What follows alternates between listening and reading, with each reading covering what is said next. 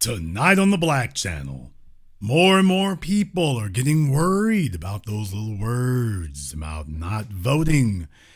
Wonder where this is going to end up for them. The Black Channel is live.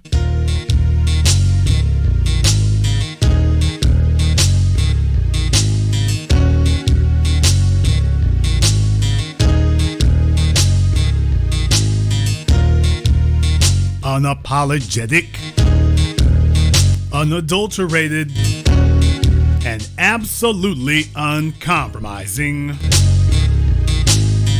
Greetings, brothers and sisters from around the world, and welcome back to the home, the haven, the stronghold, and the everlasting superfortress of intelligent black thought. We are the Black Media, and this is the Black Channel. And I am your host, your brother, your humble servant, the voice of Black America, the Black Authority, broadcasting to you live from the only historically black college and university of higher education and learning in the cosmos. You are, of course, welcome to join us. And join us you shall, because on tonight's program here, yeah, folks, it's not just us anymore. Whole bunch of people who thought they were safe, claimed they were safe, thought they were immune. The attitudes are starting to shift out there. Now, a little bit of housekeeping. A little bit of housekeeping that needs to be done here first. A little bit of housekeeping. As you all know here, the Israeli-Palestinian conflict of 2023 is heating up. On last night's program, I talked to someone about that. Just a little bit of housekeeping in that regard to let folks know that, by the way, did I call it or did I call it?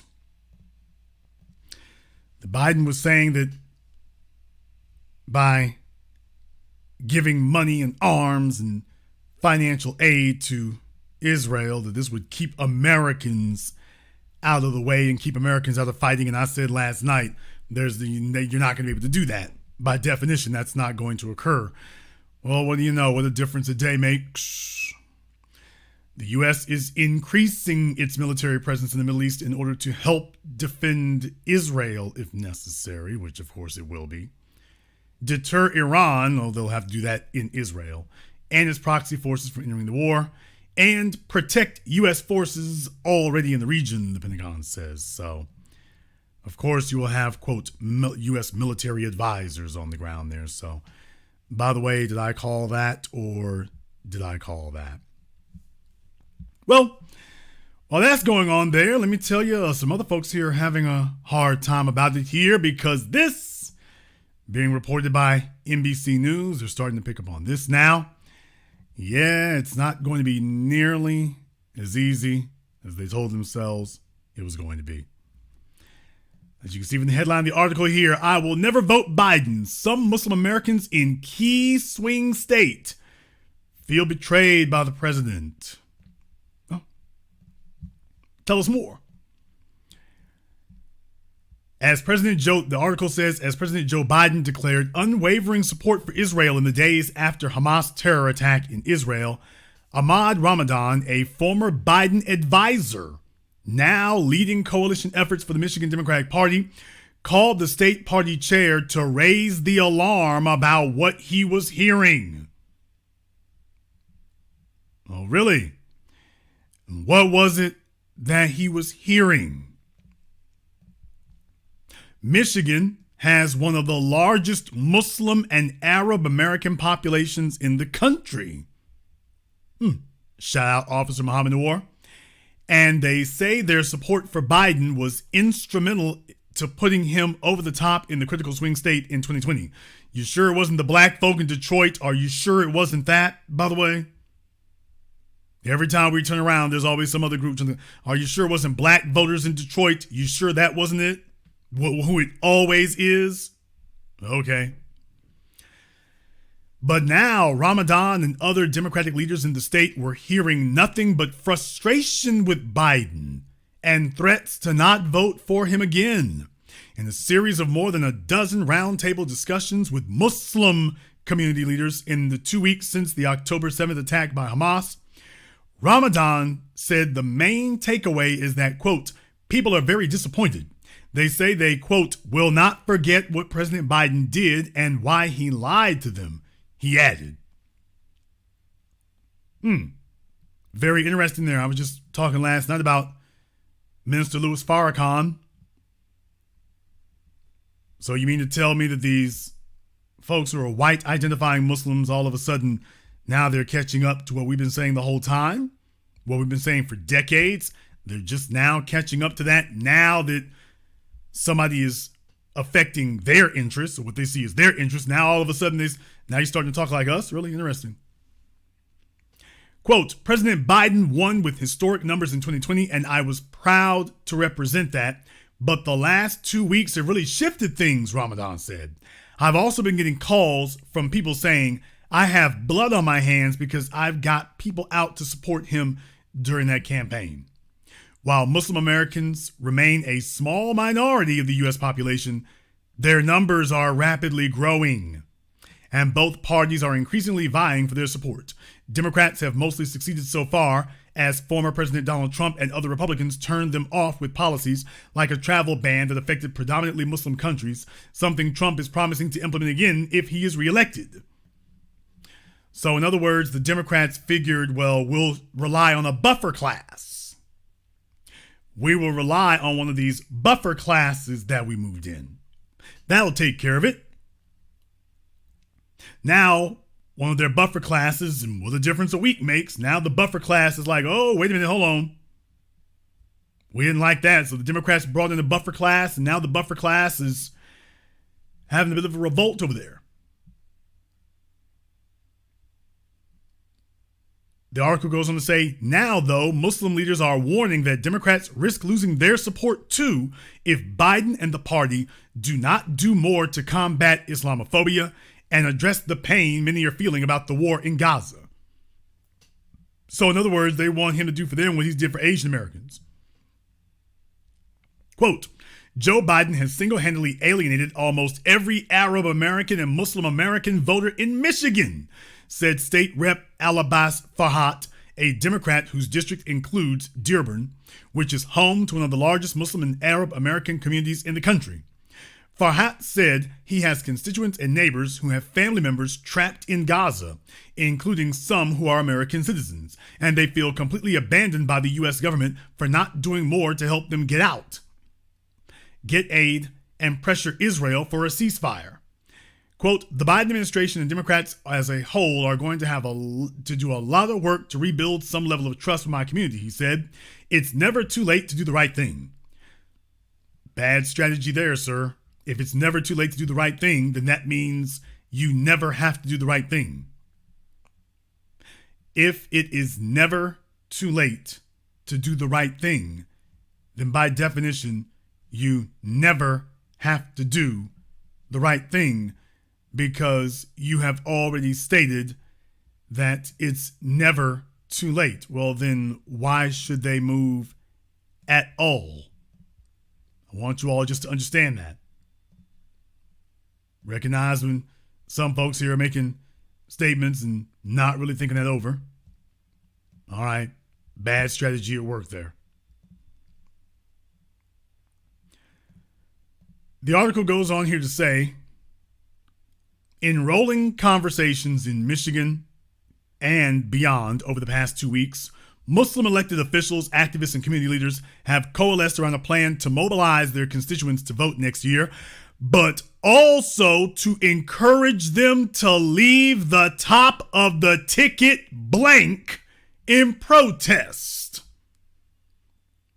According to multiple people involved in the discussions. Well, I wonder if they're going to get hit with the, wait a minute now, if you don't vote now, that's a vote for Trump. I wonder how well that's going to go over there with them.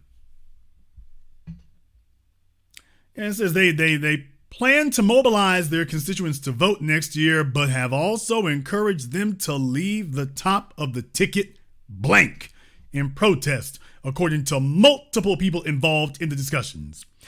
That's the plan right now, Farhat said. You mean State Representative Al-Abbas Farhat? Yeah, that one. That's the plan right now, Farhat said.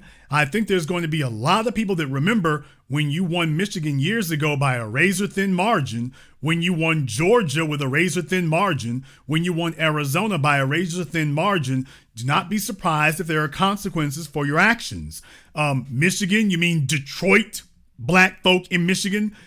Georgia, you mean Atlanta, Georgia. You mean black folk. By the way, because your numbers are not significant enough to cause that kind of issue. Unless you all just go in the same direction at the same time black folk are going. Now, if that occurred, sure. But just take a look. Already you got folks who admit that their numbers aren't big enough to actually cause any real damage, wanting to jump out there in the front, and then they'll be claiming that it's them. They'll be claiming that they were the ones who made it happen. Others have heard from constituents who are planning to vote Republican because they feel that at least Republicans were honest with them about their carte blanche support for Israel, while they feel duped and used by Democrats. Where is the Arab Roland Martin? The Democrats need to roll out, probably literally on his side like a donut, the Arab Roland Martin. They got to get that guy out there. Somebody go find the Arab Roland Martin because, the Democrats need him right now. Quote, President Biden, not all of America is with you on this one, and you need to wake up and understand that, Michigan Democratic Representative Rashida Tlaib said at a rally calling for a ceasefire Wednesday. We will remember this. Interesting. So even some of his formerly dependable female supporters in the party are baring their fangs. Nobody's telling them to fall in line. Where is the Roland Martins? Where are they at? Where's the Arab Roland Martin to come tell her to fall in line? Where is he at? The White House and Biden's campaign say they are aware of the concerns and working to address them, pointing to Biden's comments in his Oval Office address on Thursday night, pushing for aid to Palestinian civilians, urging Israel, quote, not to be blinded by rage, and directly telling Muslim Americans, I see you, you belong. So Biden is trying to hit the white Muslims with the nigger talk. I see you. They didn't tell you to come and see them. They told you to do what they said to do. And Biden sung, for Israel, we send him money. And for Muslims, I see you. Let me give you a hug and a pat on the back. So he wants to see if this is going to float over there. Well, this worked with these niggas for the last 100 years. And let me try this over here with you. Let's see if that works. I don't think so. If you all agree that I don't think that's going to work, give me the thumbs up emoji in the chat room and hit the likes button. It's 3,000 people in here in just the first 13 minutes. Unless, of course, I have a bunch of Biden supporters, in which case I'll wrap it up early. But if you all agree that you don't think this is going to work, you don't think even the white Muslims here are looking for a hug and a pat on the back and I acknowledge you. I see you over there. I recognize you. White daddy recognizes you. If you don't think that's going to be enough, give me the thumbs up emoji in the chat room and hit the likes button for me. This is the talk they give black folk. Here's the problem. The Arabs don't have an Arab Dougie dance. They don't have enough Arab rappers. There isn't an Arab Cardi B you can call. They don't have an Arab Chuck Taylors for you to go wear. There is no Arab Al Green you can go sing about. So, that's a little bit of a problem right there. You're going to have difficulty getting them to get on board with that. Quote, the president and this administration have been unequivocal. There is no place for Islamophobia, xenophobia, or any of the vile racism we have seen in recent weeks, Biden campaign spokesperson Amar Musa said. As MAGA Republicans continue to run on an openly Islamophobic Islamophobic platform, including renewed support for Donald Trump's Muslim ban, the stakes of next year's election could not be more consequential. President Biden continues to work closely and proudly with leaders in the Muslim and Palestinian communities in America to listen to them, stand up for them, and fight back against hate. They're telling you that you are the problem with hate, Jim Crow Joe. And he's literally sitting here trying to talk around that. Oh, well, we see you and you belong. And we just want you to understand that as we arm Israel to the teeth, as we send soldiers and armament and weapons over there and arm Israel to the teeth, just remember, all you Muslims, well, we see you. We see you and we will pay Israel. But don't worry, we're against Islamophobia. We're against hate. All right, now pass Israel every gun you can get your hands on. See how that works. Immediately after his Oval Office address Thursday night, Biden called the family of Wadiyah al-Fayoumi, a 6-year-old Palestinian-American boy slain in Illinois in what prosecutors say was an anti-Muslim hate crime. Meanwhile, black folk over here with Roland Martin, they doing pretty good. Top officials like National Security Advisor Jake Sullivan have held meetings with Arab and Muslim American community leaders to discuss ways to combat Islamophobia. You mean like silencing all of your Muslim anchors on cable TV? You mean that kind of thing? All right. The White House also sent Dilawar Saeed, the highest-ranking Muslim American official in the Biden administration, to speak at a memorial for al-Fayoumi.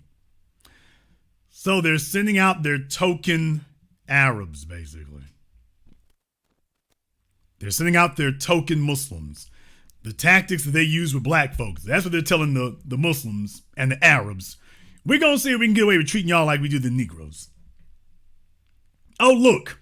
Here is our Muslim in a high place. Why, he's got a high position in our administration, a high position.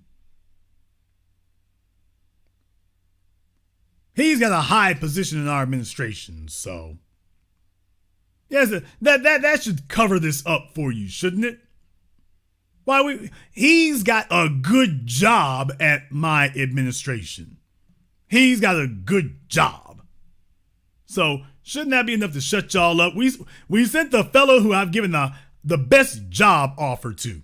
Folks, listen to me for a few moments here.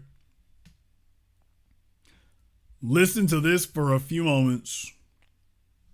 This is the guy that Joe Biden sent. This is his highest ranking Muslim American in his cabinet.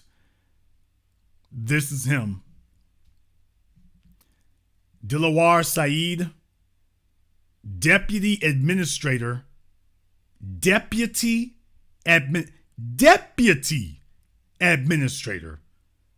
of the Small Business Administration. This was the guy that was supposed to impress all these folks. This is what he got. This is what he sent. This is the highest ranking Muslim American member of Biden's cabinet. This was supposed to show the Muslim American community that he's there with you. The Deputy Administrator of the Small Business Administration. And by the way, as you can see, he was confirmed by the U.S. Senate to be the Deputy Administrator in June of this year. 4 months ago. 120 days ago. He was just put in that position 120 days ago. Just in time to march him out for this. I'm not trying to be disparaging of the man. I'm just saying, Joe Biden, this is the best you got. You all thought they were doing bad with us. You thought they were sending us flimsy, symbolic representatives. You thought ours were flimsy. You thought ours were flimsy.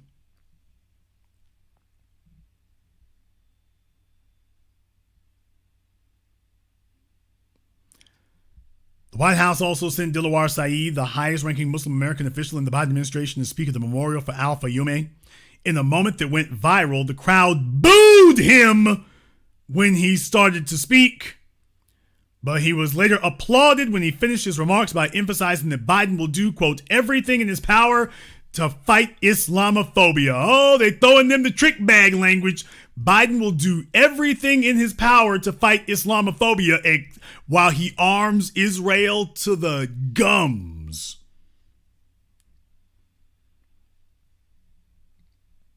He's going to do everything in his power to fight Islamophobia except in Gaza.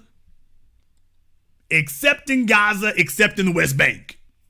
Now, over there, he's helping to endorse Islamophobia, but trust me, he's going to do everything in his power to fight Islamophobia and even more to defeat Islam. Yeah, there you go. There you go. Quote, that work we commit to you will not end until every American has the freedom to live their lives in safety and without fear, said Saeed, the Deputy Administrator of the Small Business Administration. The Deputy Administrator of the Small Business Administration.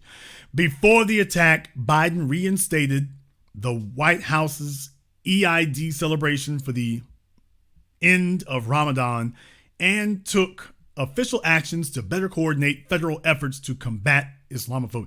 Took official actions to better coordinate. So you were disorganized before? You were disorganized before and you were... Okay. All right. Still, while appreciated, some Muslim American leaders say Biden's comments in the address were not enough. Quote, I believe he made a good case for what he believes in, but in no way did he come close to addressing the human disaster. Dr. Mahmoud Hadi, the chairman of the Michigan Muslim Community Council, said, there's a lot more that President Biden, who had a lot of support from the community here, could have said or done to show concern for the civilians trapped in this unfortunate situation in Gaza. Muslims make up only 1.3% of the U.S., about half the size of the Jewish population.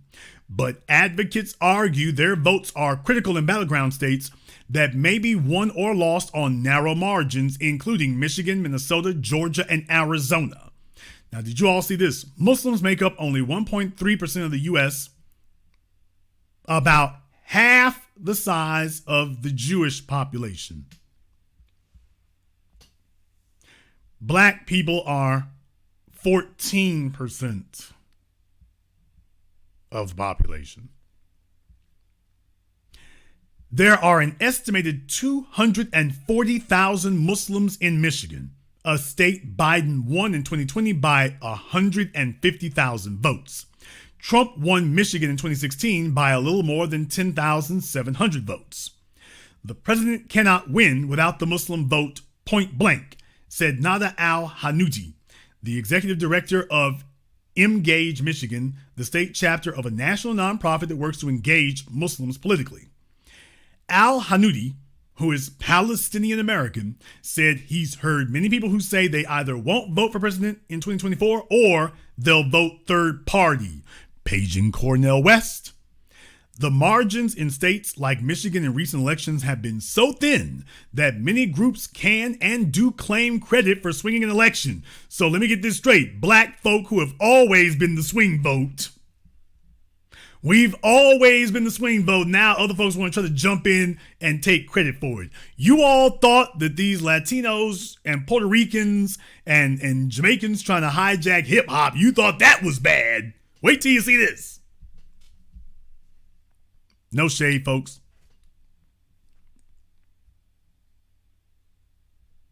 The margins in states like Michigan in recent elections have been so thin that many groups can and do claim credit for swinging an election, with representatives of each competing for precious resources and pushing to get their agenda moved up the White House's priority ladder. With representatives of each competing for precious resources. What we've been saying and talking about for the longest time here. What we have been saying for the longest time here is the real point and the real purpose. Don't tell us about no damn you see us and we know you're here and we appreciate your support and we stand with you. Nigga, where the dollars? Cut the check. Cut the check. We don't need a pat on the back and I see you and an attaboy. Cut the check. These other folks letting y'all know they're out here talking about they're taking credit for this and saying that they want resources. They want resources.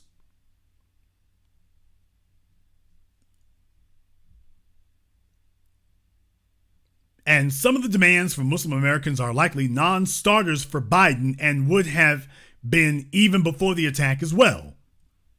Demands such as what? They don't say what that is. But everyone agrees Biden will need every vote he can get in states like Michigan. Quote, Michigan is a competitive state and it's purple to begin with. With these complicated dynamics, it's going to make it one of the most challenging states in the country, said Representative Debbie Dingell, Democrat Michigan, who lived in Dearborn for 40 years. That anger has been especially felt in Dearborn, where the city's mayor has been excoriating Biden and other officials on social media for being silently complicit in some of the most horrific war crimes our eyes have witnessed, funded by our tax dollars. Sami Khaldi, the president of the Dearborn Democratic Club, said she will still vote Democrat, but added, quote, I would like to advise my president to rethink about his strategy, his policies, foreign policies. So in other words, they feel like everything's just fine here stateside. Black folks saying things are not, but these white Arabs and Muslims, everything's fine over here. They're more concerned about the home country. Quote, what I'm hearing now is people feeling completely betrayed by Joe Biden, said Amr Zarir, a president of New Generation for Palestine, a Dearborn-based network of mostly young Palestinian Americans. People are feeling that the Democratic Party is unequivocally, with a few exceptions, supporting Israel and not humanizing Palestinians and looking at the humanity of Palestinians. That frustration is also widely felt on the political left beyond Muslims, especially among young voters. Hey, Bowling Ball Martin, you might want to pay attention because you said old folks were the future. All right, we'll see how that works out. A new Quinnipiac university poll, found that while a large majority, 68% of Democrats overall, approve of Biden's handling of Israel, and 42% of all registered voters do, only 21% of voters aged 18 to 34 approve, while 50% disapprove. When you take a look at these numbers for the future, that's not very encouraging. Osama Siblani, not to be confused with that other one, the publisher of the Arab American News, which is based in Dearborn, said at a protest there this week supporting Palestinians, quote, let it be known that come next November, we will remember, Mr. President. Siblani is a registered independent who supported Biden, he says, despite formerly being active in Republican politics and launching George W. Bush's presidential campaign in Dearborn. Well, as we've been pointing out to you all forever here, black folks, especially those of the immigrant class, claiming that you think that you're honorary Arabs because you share their religion, even though you got dominated. Well, we're honorary Arabs. We're one. It's not like you Negroes in America coming from the slave fields. Where we come from, we are united by the religion. That is what unites us, is the religion. Meanwhile, you take a look at this. They will take on and take off political party affiliations like a pair of socks.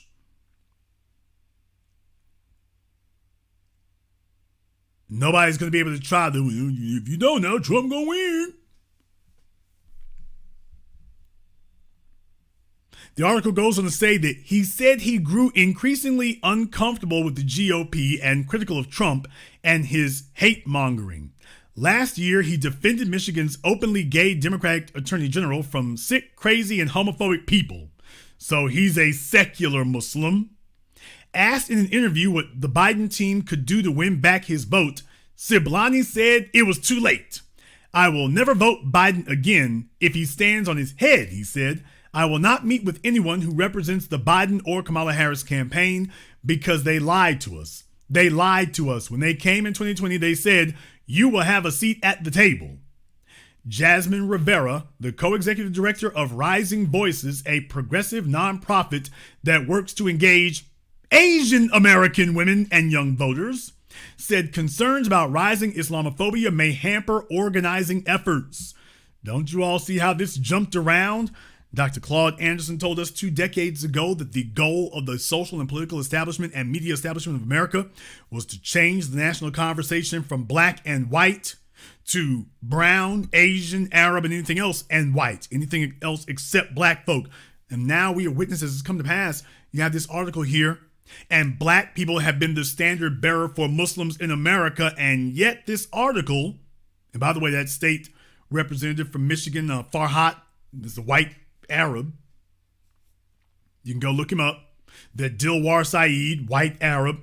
So they're dealing with white folk here. Now, we've been the face of the Muslim movement. When you take a look at penitentiaries in America, the Justice Department in America, whenever they talk about Muslims, they're talking about us. But when it comes to the political process, now all of a sudden, oh, we're going to leapfrog black folk and claim we're looking at everybody except you. All of a sudden, we're not the face of Muslim Americans anymore. Not anymore, we're not.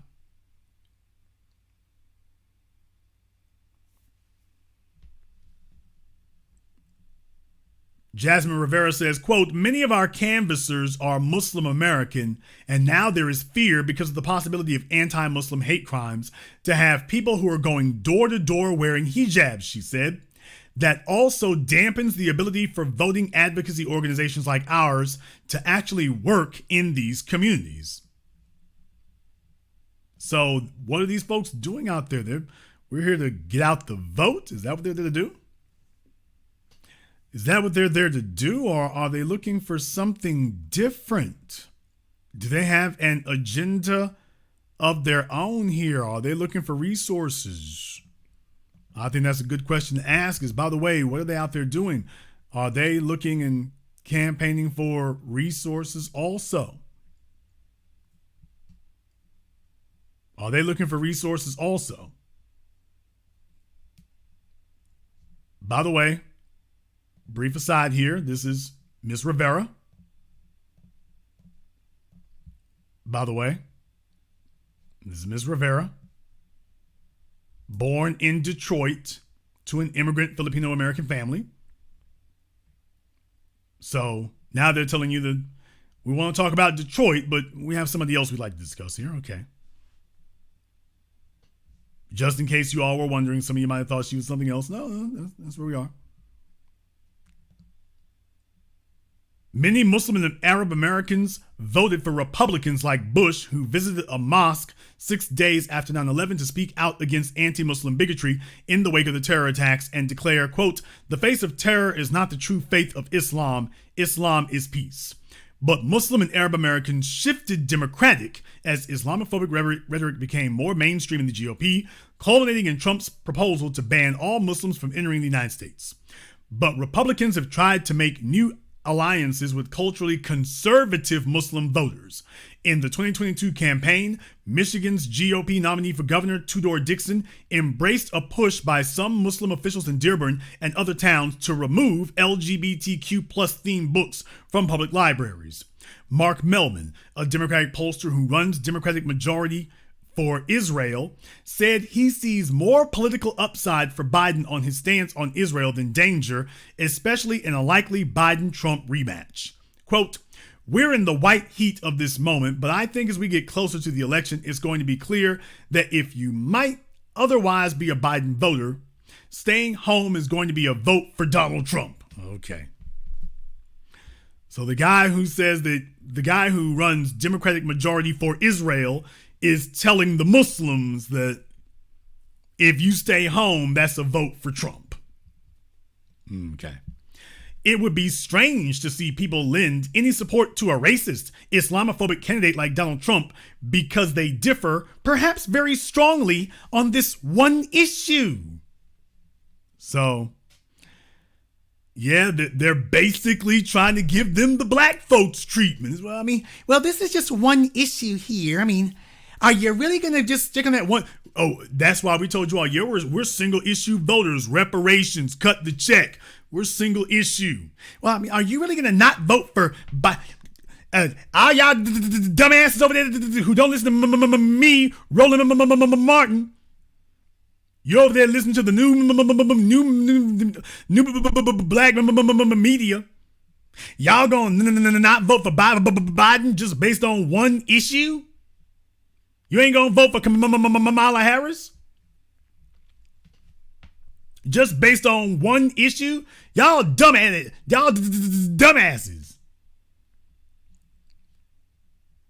So they're basically giving them the same treatment and giving them the same excuses. That's what they're getting over there. So we will see what happens, but this not voting thing, boy, that materialized quickly, didn't it?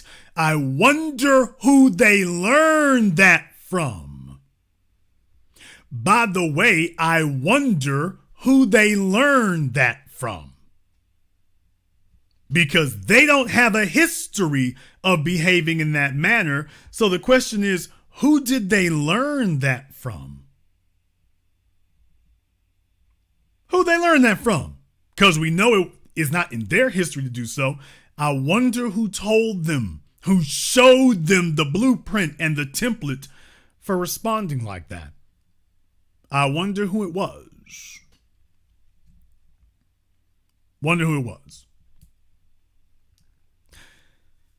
That's outside the black society, inside black society. Oh man, oh man, oh man, oh man. Now, there's a reason why I'm showing this particular one. There's a reason why I'm doing that. This Moneybag Mo, there's a reason why I'm doing that. All right. No offense, ma'am. This is the Aunt Jemima picture. Come on now. She's been reposting things here.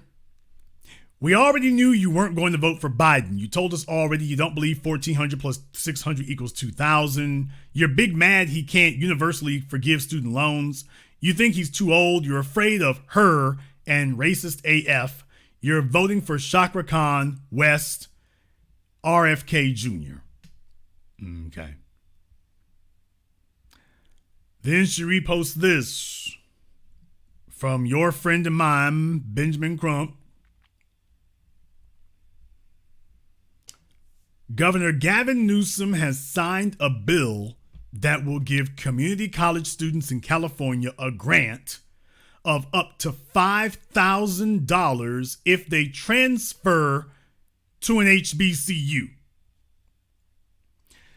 So, folks, just understand something. When you see things like this, this is why we have to stay on message about reparations. That reparations is cut the check. We don't need folks talking about, well, we'll give you reparations in the form of education. Because this is reparations in the form of education. How many of you have any faith that this is going to change anything? We've been getting scholarships and grants and loans and Perkins loans and Pell grants for damn me decades. How many of you think this is going to change a damn thing? The other thing here is that it's signed a bill that will give community college students in California a grant of up to $5,000 if they transfer to an HBCU. That's going to go to the DACA kids. That's going to go to the DACAs. That's where that's going to go, is to the DACA kids. So Gavin Newsom is talking to us about he's in favor of reparations or put together a reparations panel. Meanwhile, this is what he's doing on the sneak. You're showing black faces from some stock photo, but this thing just tells you we're going to give $5,000 to anybody. If you transfer to an HBCU, we'll pay you $5,000 to do that. And of course, Benjamin Crump is just going for it. The bill aims to increase the number of students who enroll at HBCUs. An amazing opportunity for our black students. It's an amazing opportunity for the illegal aliens. It's an amazing opportunity for the DACA kids. It's an amazing opportunity for the identifying Hispanic. It's an amazing opportunity for them. It's an amazing opportunity for Coleman Cruz.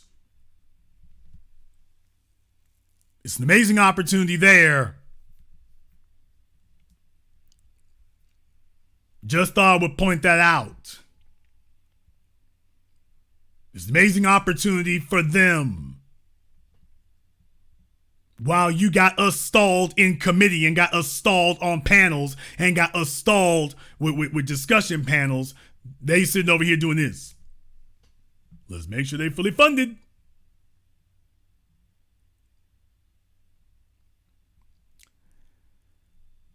But by the way, she's retweeting this so you can see who she's backing. By the way, old Kamala ain't looking nothing like she was at the 50 years of hip hop thing, wasn't she? She was looking like damn me Grimace from the McDonald's commercials before, but now take a look. She's dressed like damn me Niobe from the Matrix.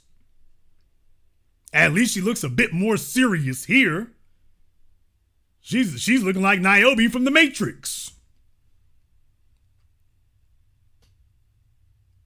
So she comes to the 50 years of hip hop thing looking like saltwater taffy, but over here,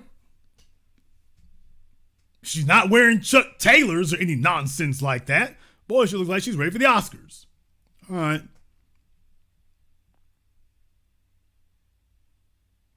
Boy, I'm telling you, you get some of the stuff you can see her retweeting. But this is the part here, and by the way, pardon the language.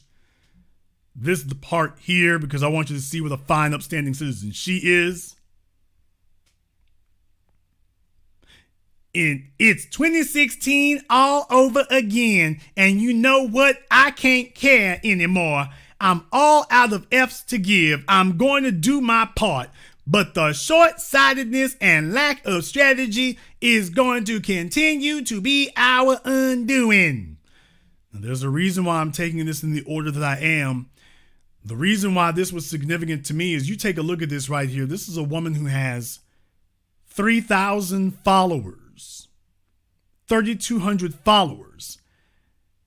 And yet on Twitter, take a look. They done flipped the switch.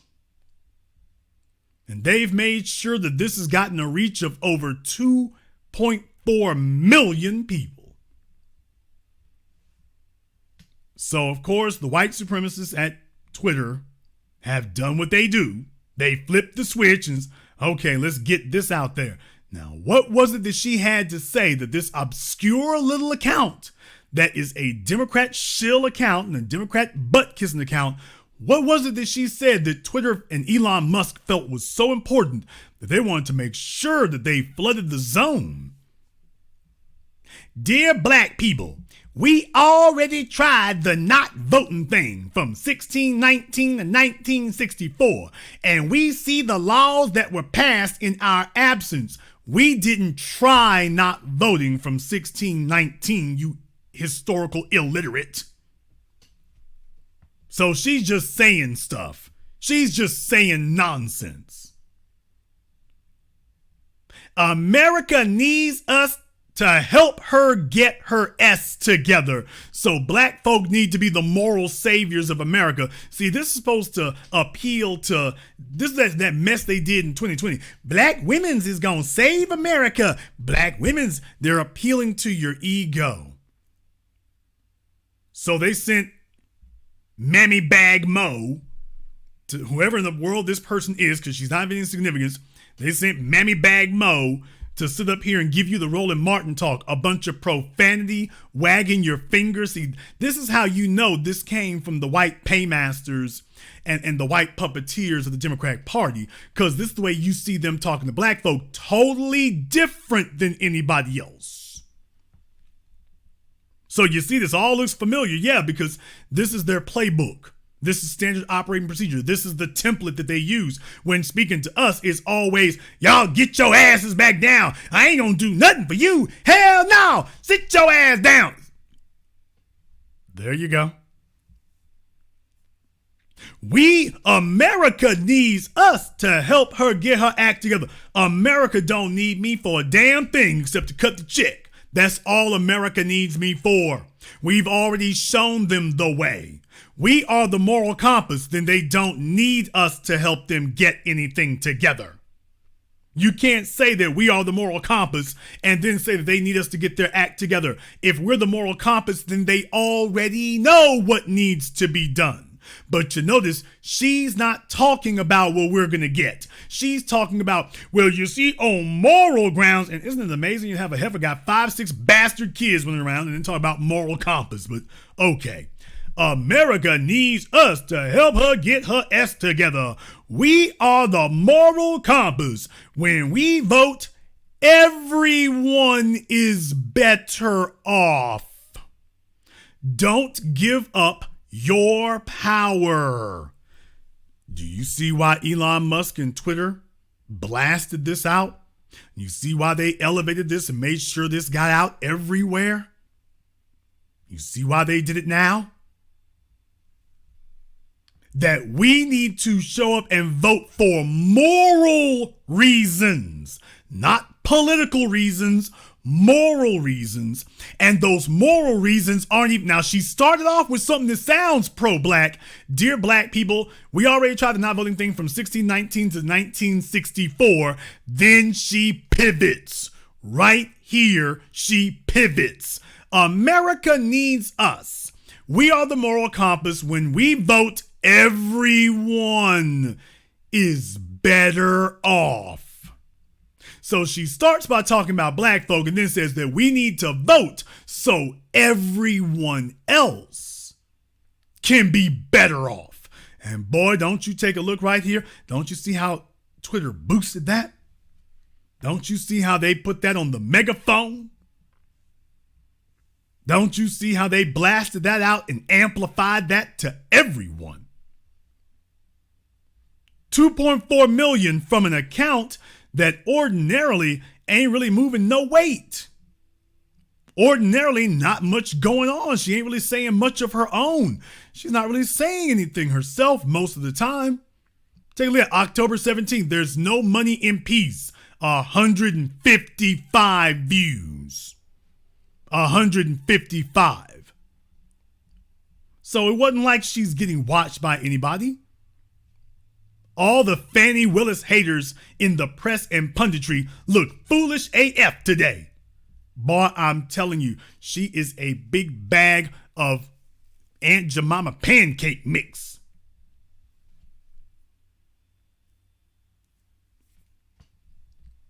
Somebody get your Hungry Jack. Right down the line. You take a look at this. Doug Emhoff, America's Jewish second gentleman, on how he navigated tragedy in Israel and Gaza. So yeah, she's got her mammy boots on, just dancing. And they made sure they boasted that. You know why? They want to let you know they are worried. They are worried as hell right now. They are worried to death. They're sending out all the plantation mammy tactics. Twitter is getting involved in boosting things. What about, is this Russian bot behavior, by the way, Twitter? Is this Russian bot behavior? Is this Russian bot behavior, Twitter? By the way, when you all did this, is this Russian bots or is this you? Were these the Russians or was this Elon Musk and Twitter?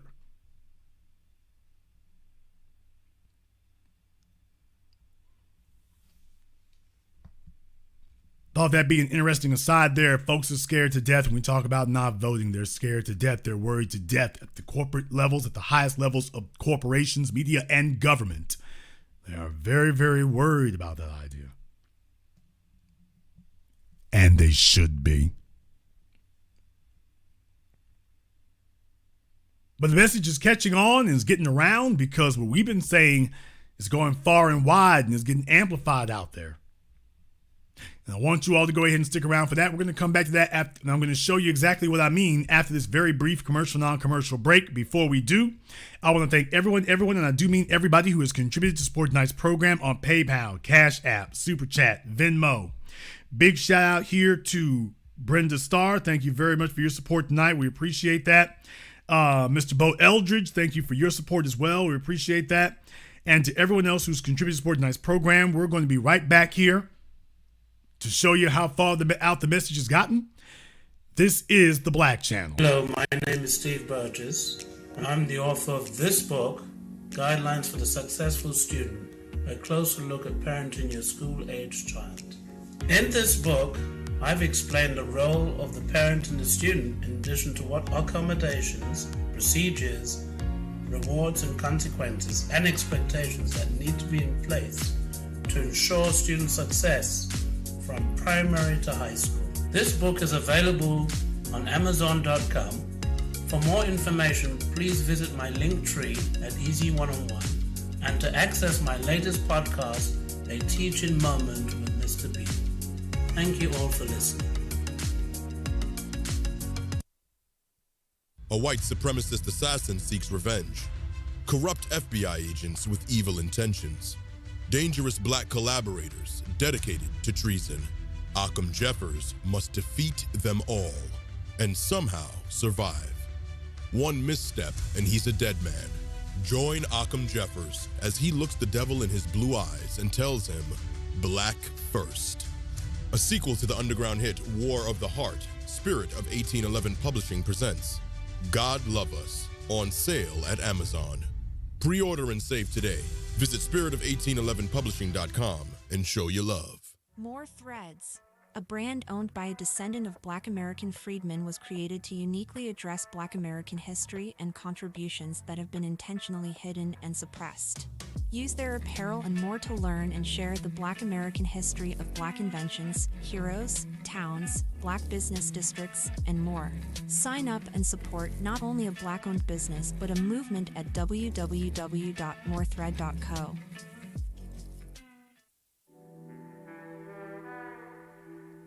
Order yours today. To experience all the benefits of Ash Kickin' natural body butter with skin so smooth and soft, you'll thank us for it. Shop Ash Kickin' online. That's ASHKICKIN.com.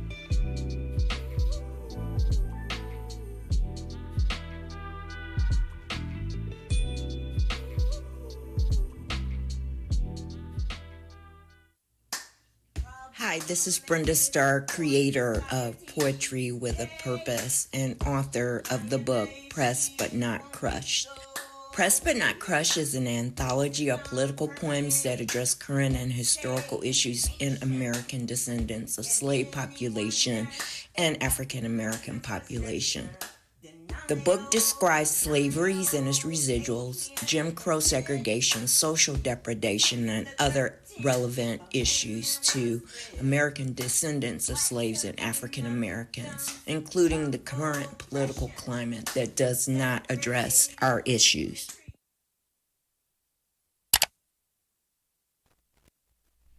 This is the Black Channel. I am your host, your brother, your humble servant, the Black Authority. Very glad to be with you all here this evening. And we are talking here tonight that not voting is catching on.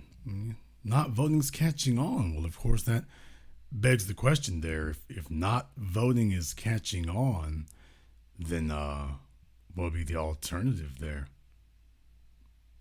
What will be the alternative there? And I thought this would be as good a time as any to go ahead and give a brief reminder about that more than just us are talking about these things. More than just us. You might have seen this particular video here with Cat Williams talking about how to stop racism. Thought this is very interesting as well. I wanted to go ahead and share this with you all here. You might have seen this, but let me go ahead and share it with you here again. Okay, white people, I know you're wondering, why now? Why, Cat? Why now? Why? Why? Well, here's the thing, white people, and I'm being honest with you. As black people, we've never said this in history, but it's time for us to get reparations.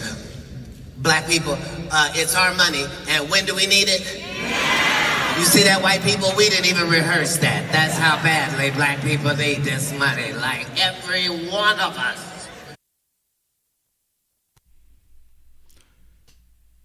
Just in case anybody was wondering if the word is out, you remember that bit years ago from that comedian Titus, when he had said the black folk need to accept white folks' apologies, and white folks, we're sorry. All the white folk in the audience said, we're sorry. He said, you see that right there? He said, black folk, I really think you should accept our apology because you see how quickly we all got together? You see how quickly we all got on the same page? Well, I thought this was a pretty good response to that. As black people, we've never said this in history, but it's time for us to get reparations. Black people, it's our money, and when do we need it? You see that, white people? We didn't even rehearse that. That's how badly black people need this money.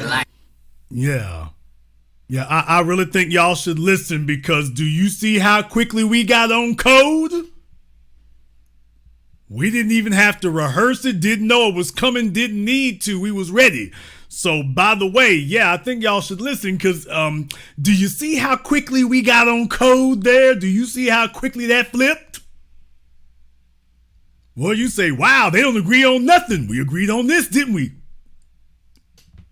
Well, don't worry. I'm sure this is a momentary aberration. All this will go. They'll find something else. They'll have tennis shoes and cell phones. Well, we'll get back there in just a minute. But yeah, I really think y'all should pay attention to it, because do you see how quickly we got on code?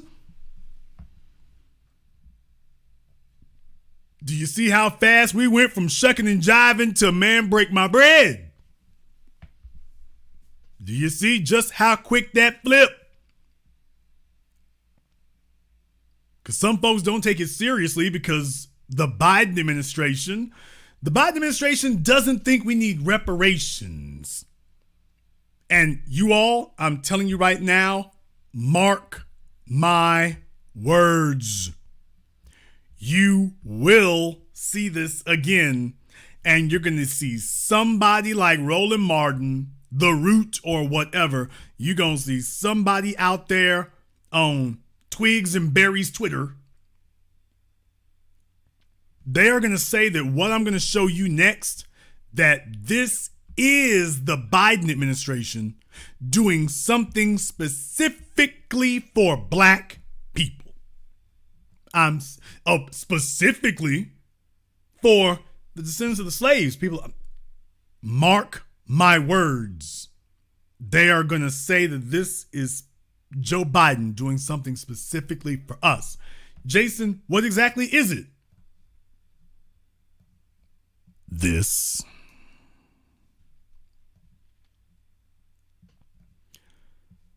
I'm not joking. You are going to see people who are going to hold this up and claim that this is proof of Joe Biden doing something specifically for black people. I am not kidding. I'm not joking. You mark my words. This is what they're going to be saying next year. You're going to have them saying this next year. Roland Martin is going to make a sticky note. For those of you who may not be watching live because you're too busy, trying to get your bath salts together, the FDA is thinking about a ban on hair straightening chemicals. Stylists say black women have moved on. First of all, find a competent black stylist if you can. Atlanta, folks, don't you? We blacking it up, aren't we? Dateline, Atlanta. The U.S. Food and Drug Administration is considering a ban on certain hair straightening chemicals that have been used by black women for years and that research shows may increase the risk of uterine cancer. But black hairstylists say such products, specifically the ones being looked at by the FDA, which contain formaldehyde and formaldehyde-releasing chemicals, have fallen out of favor, especially among younger generations. You mean hair weave and wig? The hair weave and wig millennials, you mean them? Quote, relaxers have taken an extreme decline as we became more knowledgeable about the effects of the relaxer on your hair and what it can do to your hair, said Kaylee Butler, a hairstylist in Atlanta who remembers getting relaxers when she was 5 years old. She added, I think people just wanted to move away from that and live a healthier lifestyle.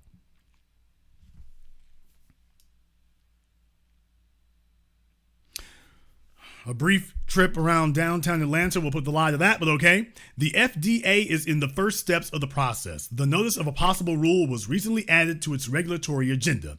The agency aims to publish an advance notice of proposed rulemaking by April 2024. But items can stay on the agenda for years. Okay, but you see what they're trying to do. The agency aims to publish an advance notice of proposed rulemaking by April 2024, just in time for the election. Just in time for runoffs and primaries and all that. Just in time. The possible rule would apply to both salon-grade and at-home products, FDA spokesperson Courtney Rhodes said. Jasmine Garcia, who owns Jasmine Nicole Exclusives Hair Salon in Atlanta, estimated that less than 5% of her clients who are black women want relaxers.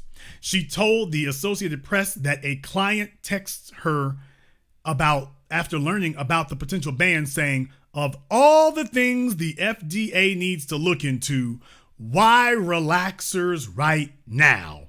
Because they need something, and this is the only thing they can give. We said we want tangibles, and they said, well, can we get rid of chemical relaxers?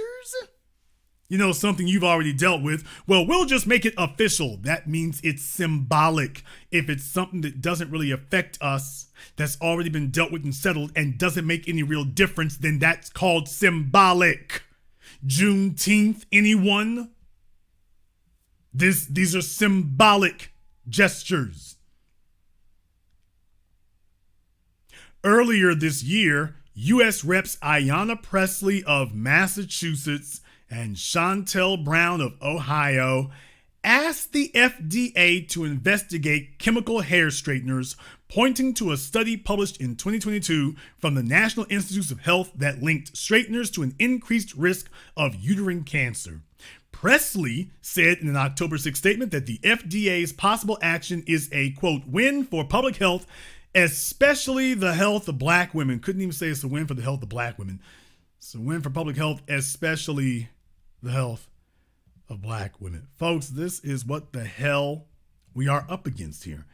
So this didn't require a committee or anything, did it? All the hoops and hurdles they tell you that we have to jump through on a regular basis didn't require any of that. Now, did it? None of that was necessary. Now, is it? None of that. Not at all.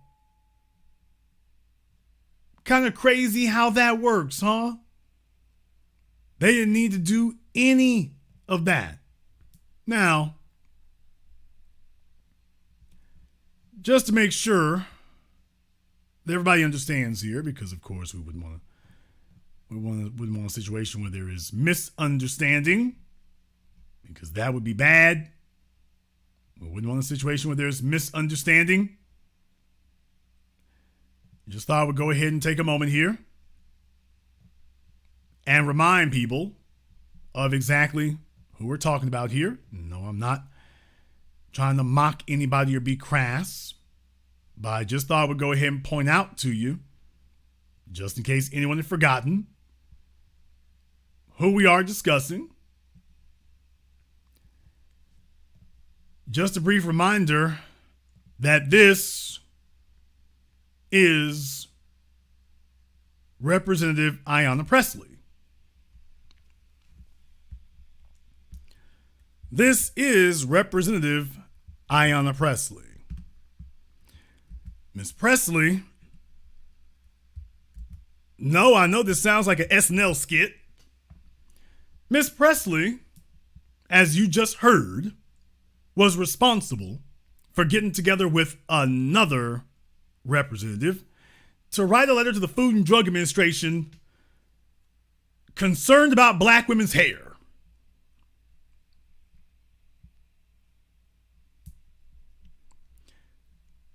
Ms. Pressley is very concerned about black women's hair.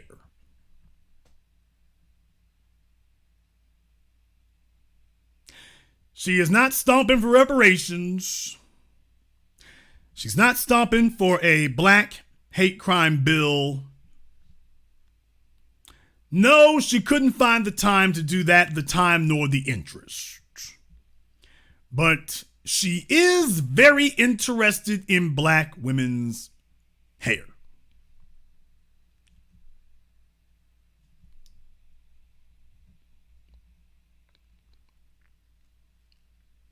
Well, you have an article here that says, with all the things that the government could be concerned about, why this?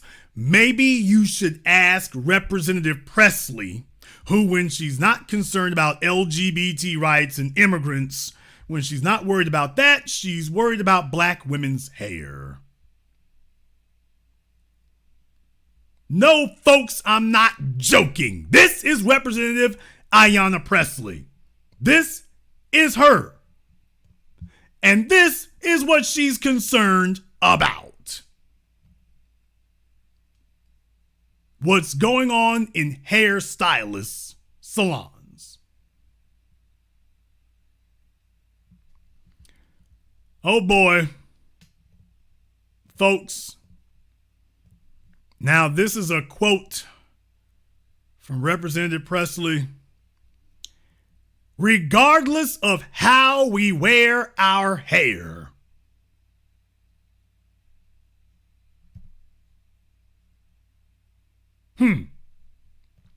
Regardless of how we wear our hair, we should be allowed to show up in the world without putting our health at risk.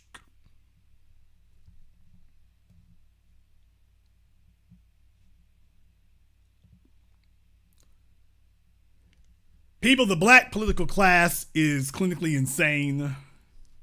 I just can't give you another way of saying it. They are clinically, certifiably insane. That's really all I got for you. I don't have anything else. They are clinically deranged. I don't know what's worse, the representatives or the constituency that voted for them. But I do know you can take a look at this and see this is absolutely ludicrous.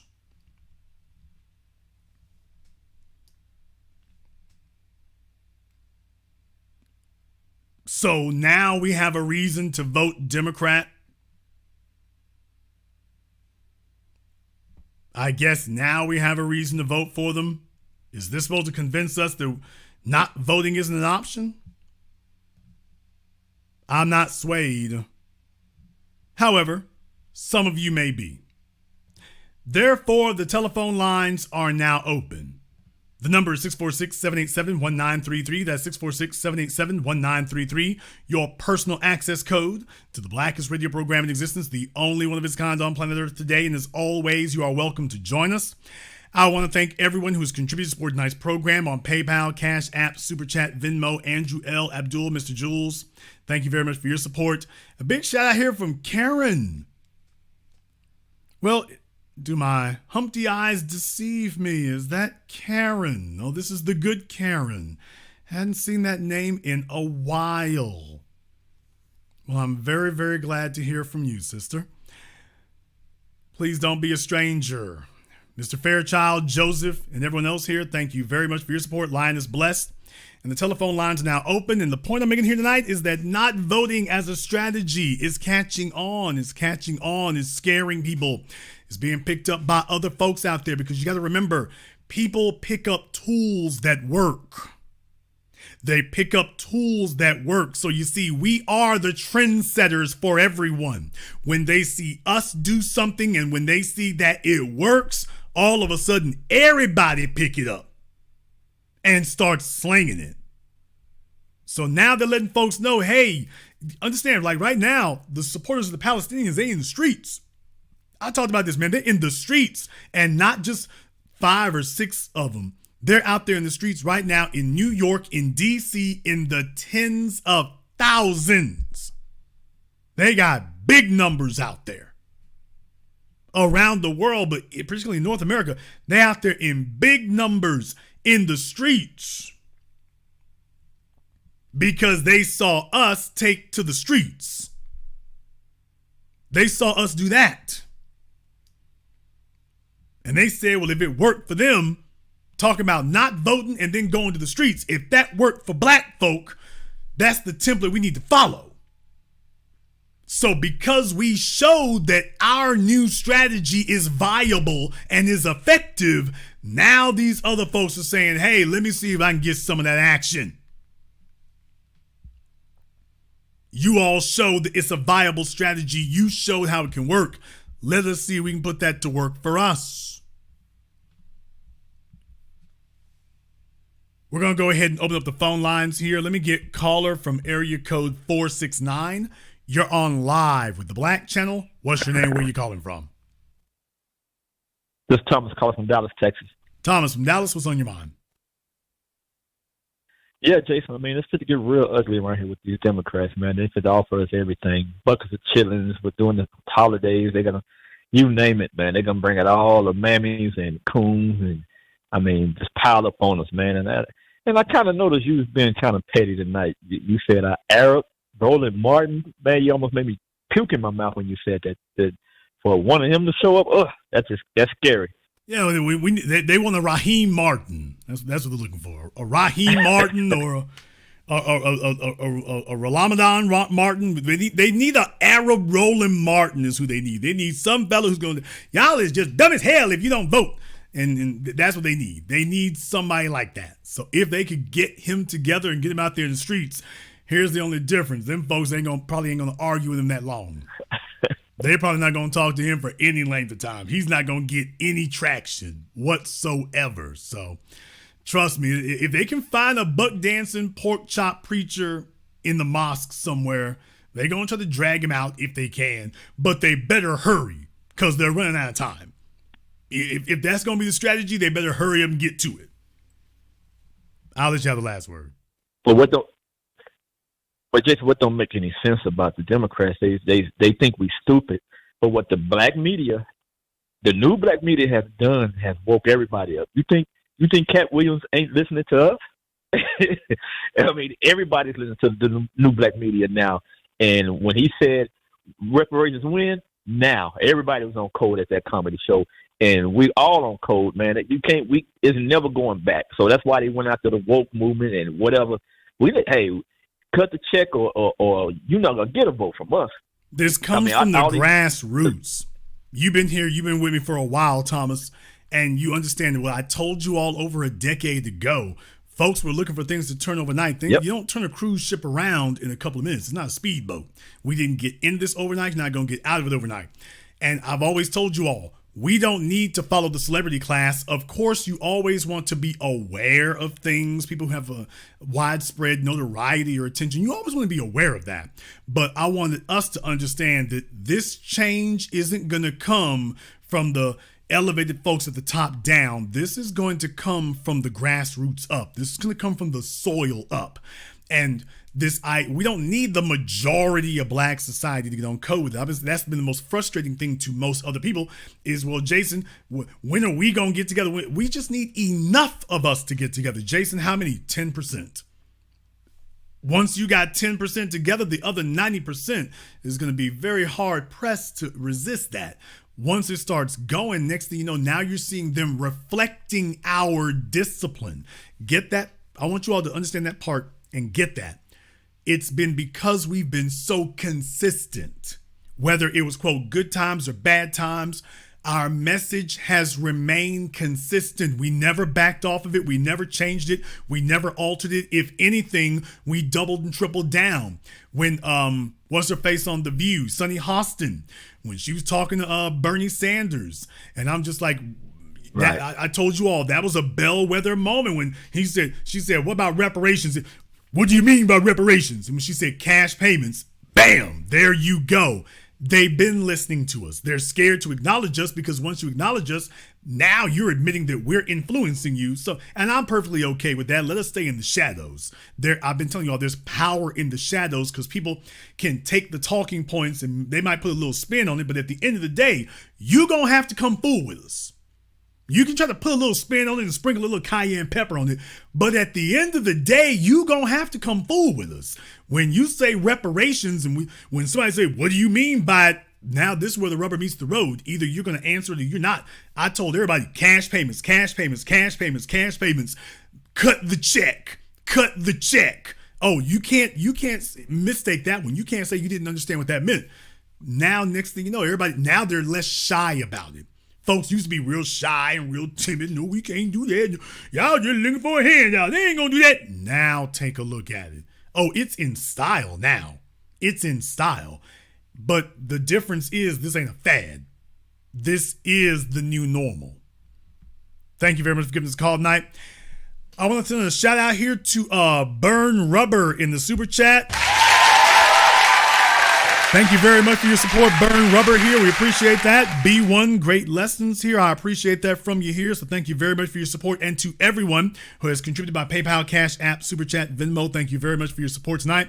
Let me get caller from area code 917. You're on live with The Black Channel. What's your name? Where are you calling from? This is Bill from Uptown. All right, Bill from Uptown. What's on your mind? Well, I just wanted to let I'm glad you're doing the show today, but we need to remind ourselves that voting is not a team sport. You should be shopping for democracy. Okay, now Bill, let me ask you a question here, Bill. Did you call in last night? Yes, I did. Okay. Thank you very much for that. Please remember there's one call per weekend so we can make sure we get everybody up in here. And it's a broadcast, not a show. Right. Yes, Steve Harvey has he call me baby. Okay. Alrighty then. He said that last night. All right, baby. Anyway, sir, one call per weekend, and it is a broadcast, not a show. Steve Harvey has a show. D.L. Hughley has a show.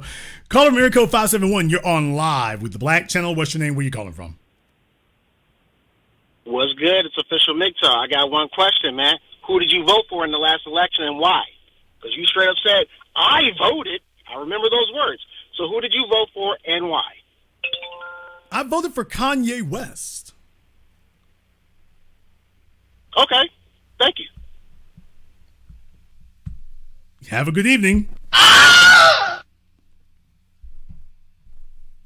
Yes, sir. I voted for the birthday party.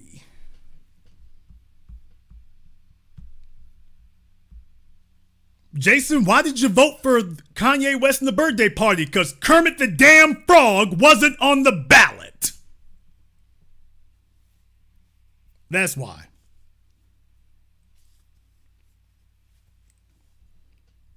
Now, I was about to tell him I voted for his mom, but we're going to keep it civil. We're going to keep it civil here.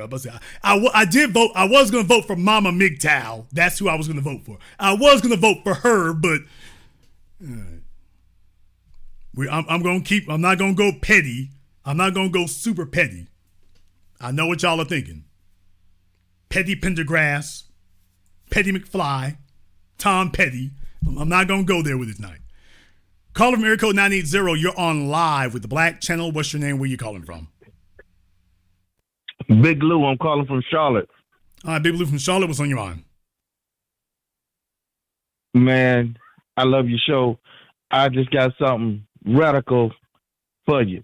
Let's start our own political party. Who say you have to be Republican or Democrats? Let's start a third party. Okay, well, here's the thing. Political parties are irrelevant. When you take a look at the Jewish community, right? Slow down. Exactly. Okay. Exactly. Listen for a moment, sir. Listen for a moment. Okay, sir. Put the drink down. Listen for a moment. Let's not overtalk the host, sir. Political parties are irrelevant. When you take a look at the Jewish community, when you take a look at the Arab community, when you take a look at white society, they don't sit up here. Political parties are merely tools and instruments. They, as I've said to you all for over a decade now, they put them on and take them off like jackets. Black folk are the only folk who start talking about political parties. What these other folk have that we don't have, or at least didn't have until recently, is a code of conduct and an agenda. At that point, political parties become irrelevant because the political parties have to bend to your agenda if they want your vote. So at that point right there, the reason they don't listen to you is if you're not disciplined enough or codified enough. Codified means that you either show up and vote or you do not show up and vote. Either one of those is a codified discipline response. When they actually see that occur, now you've got the undivided attention of anybody. Well, I did not vote the last election at all for neither one. So I understand the concept of not voting, And well, not voting isn't the strategy, though. Just remember, the real thing is that we're voting for a black agenda. So when we say not voting, what we mean is that we're not voting for anyone who does not promote or articulate a black agenda. Thank you very much for giving us a call. Let me get caller mirror code 708. You're on live with the Black Channel. What's your name? Where are you calling from?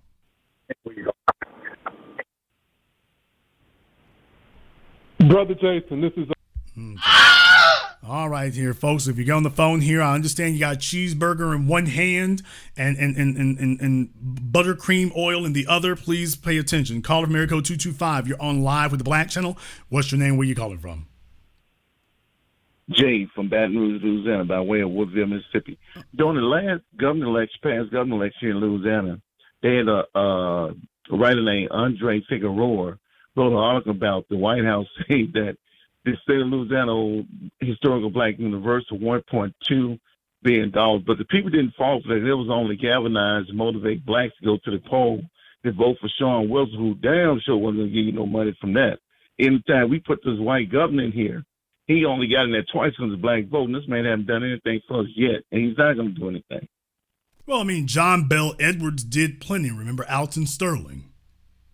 Need I remind anybody about him? John Bell Edwards did plenty for us. And remember Alton Sterling. Look, I talked about this last week here when my equipment was messing up here. But, Sean, what was he saying? We should get together and make sure that the new governor is that he keeps his promise to expand Medicaid. Okay, then, nigga, what's the point of voting for you? What do we need to vote for you for? So let me get this straight. Your campaign platform for black folk is more. We already get Medicaid. Yeah, but we gonna get you more Medicaid. Like we're all a bunch of senior citizens sitting around rubbing our calluses. This is the insanity of these people. He was mad during the election night. He didn't win. The black vote didn't come out. And for what? I mean, there's the whole point. Come out for what? For more Medicaid? Think about this do you realize how damn brain damage you got? And I gotta say this in just a moment. The issue that we run into here is North Louisiana, or should I say the northern half of Louisiana versus the southern half of Louisiana. Folks, all I can tell you is Venus and Serena Williams' father, northern Louisiana. Lil Wayne and Birdman, southern Louisiana. I don't know how else to give it to you. So that gives you an idea what the politicians are used to. And when you hear crackpot garbage like that, come out to vote for more Medicaid. More Medicaid. Not streets. Not improvement to infrastructure. Not stopping police brutality. The Louisiana State Police out here just merrily chopping and screwing as they please. Not that. Come vote for me for more Medicaid. That's on the agenda here. Vote for me. Vote for Sean Wilson. I'm going to get black folks more Medicaid. Because what you really need help with is your prescriptions. Yes, I know you're 25, 30 years old, but what you really need help with is your prescriptions. And this is that garbage that floats down there in New Orleans. You got to hold this L. You got to hold this L. That floats down there in New Orleans. Down there in New Orleans, it's like San Francisco down there. That'll float down there. That can actually get you a few votes down there. Well, guess what? It doesn't even work down there anymore. Now they're like, hey, you know what? I'm doing good on Medicaid right now. Can we do something a little bit more substantial? Maybe I can get you some Medicare too. Okay, this nigga ain't listening. He's not paying attention. Speaking of not paying attention, caller from area code 571. You're on live with the Black Channel. What's your name? Where you calling from? Bishop McTow again. So what black agenda did Kanye West have? Explain yourself, man. Okay. I changed my mind. I voted for Mama MGTOW. That's who I voted for in the last election. Yeah, you a bitch ass. But see, people, he does this. This is what he does, yo. Sits here and lies, exaggerates, bullshit, and sits here and want to try to teach you lessons. That's white supremacist number one, dog. You a fucking agent, Serena agent. You a bitch ass nigga, dog. You can't even tell people straight up who you voted for and lie, man.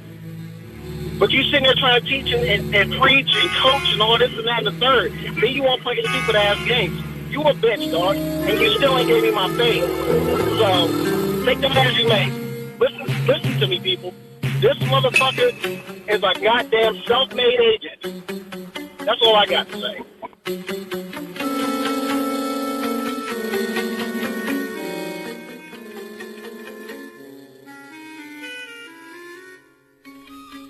Folks, the jokes write themselves with that guy.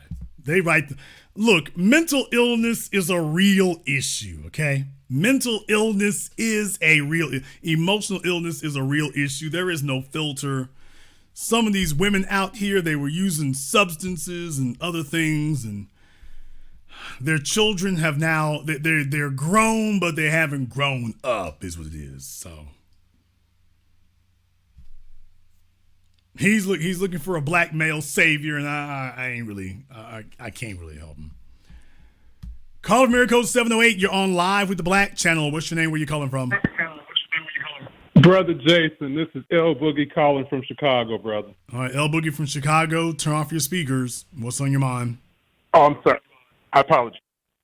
Yes, I just basically have a short message, brother. Congratulations.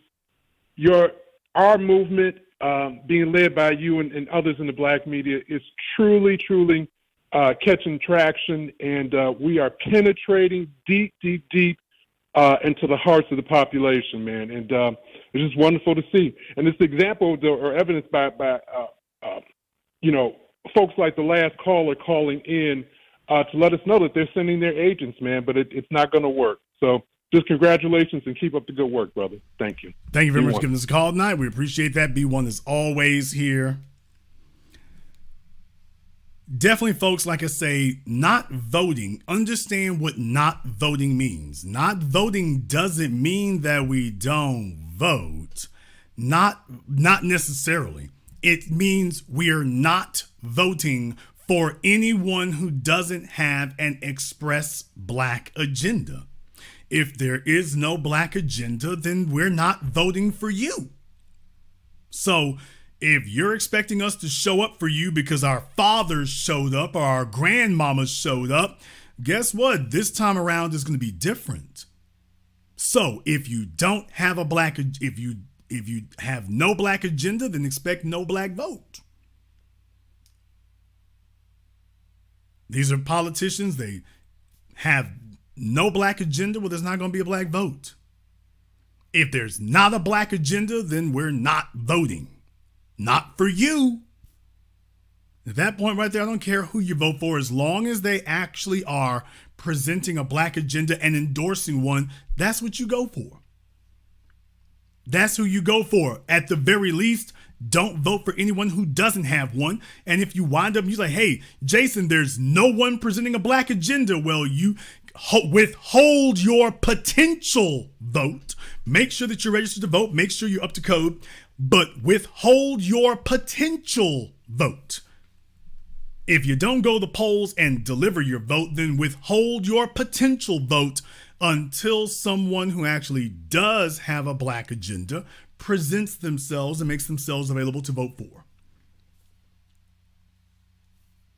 But unless they're offering a black agenda, if you're not offering a black agenda, then we're not voting for you. That's it. That's the way that goes. Trump will get in the White House. Well, as far as I can tell, you and Trump are the same. From where I stand and as I see it, there's no, when it comes to black folk, there is no significant difference between you and him. On some days, he's probably better. But since you are not doing enough work to differentiate yourself or distinguish yourself from him, yeah, why don't I just sit here until somebody with some sense does come along? We'll just do that instead.